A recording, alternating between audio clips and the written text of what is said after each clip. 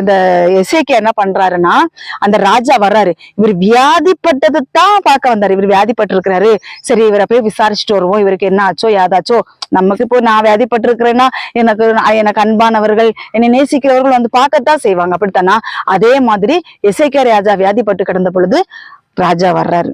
வரும் பொழுது வியாதிப்பட்ட ஆள் வந்து நம்ம நலம் விசாரிக்க வரும்போது நம்ம நலம் விசாரிக்கும், நான் நல்லா இருக்கிறேன், கர்த்தரை சுகப்படுத்துறேன்னு சொல்லி அனுப்பணும். இவர் என்ன பண்ணிட்டாருன்னா, அவரை கூப்பிட்டு வீட்டுக்குள்ள இருக்கிற அத்தனை பொக்கிஷ சாலை வரைக்கும் கொண்டு காமிச்சு கொடுத்துட்டாரு.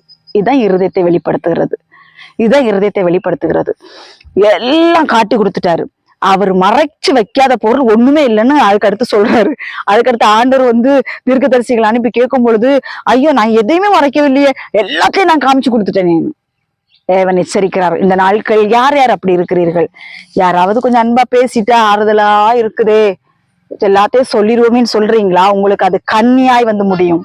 அது உங்களுக்கு கன்னியாய் வந்து முடியும். உங்க குடும்பத்துக்குள்ள குழப்பங்களை உண்டு பண்ணும், விபச்சார பாவங்களை செய்ய வைக்கும், குடும்பத்துல குழந்தைகளை கொலை பண்ணி. இன்னைக்கு எத்தனை இடத்துல குழந்தைகளை பானைக்குள்ள வச்சு கொள்றாங்க, விஷம் கொடுத்து கொள்றாங்க, கிணத்துக்குள்ள தூக்கி போட்டு கொள்றாங்க. எத்தனை செய்திகள். கணவனை வெட்டி கொள்ளுகிறார்கள், கணவனை விஷம் வைத்து கொள்ளுகிறார்கள், மனைவியை கொள்ளுகிறார்கள். எத்தனை நியூஸ்கள் வந்து கொண்டிருக்கிறது நியூஸ்ல.